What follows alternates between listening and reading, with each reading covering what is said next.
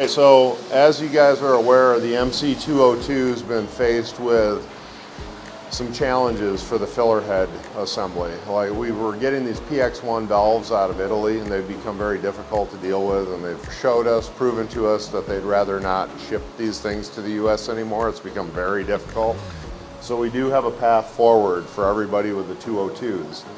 This is the modern filler head that we run on all of our Zeniths and our Novas today.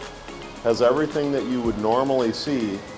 You know, the old machine was a 6-head, but it only had one single tube per filler valve. So you just have 6 spouts on the old filler head total. So people get excited when they see a used 6-head filler.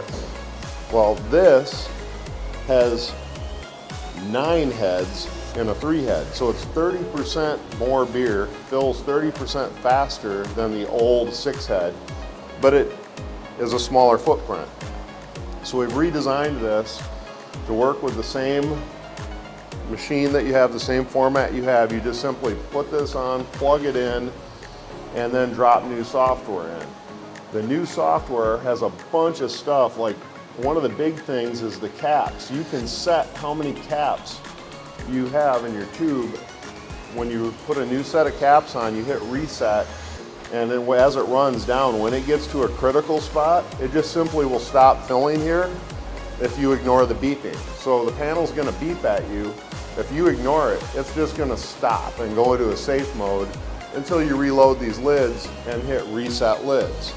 You're also gonna find that there's a bunch of additional features for undercap gassing and overgassing to allow more CO2 into your can to get even lower dissolved oxygen than you had before with the old filler style.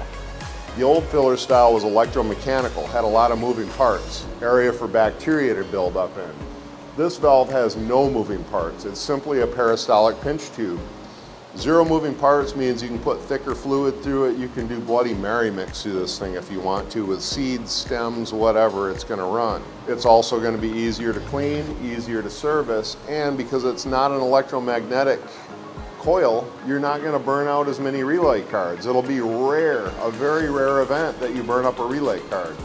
Where with the old valve package, it was a pretty common event because it's electromechanical. This is the path forward for the used MC202 market, which, as most of you know, we stopped selling this 7 years ago. It's a bit of a relic, but they are workhorses. They'll go a long, long time, virtually forever if you take care of them and maintain them.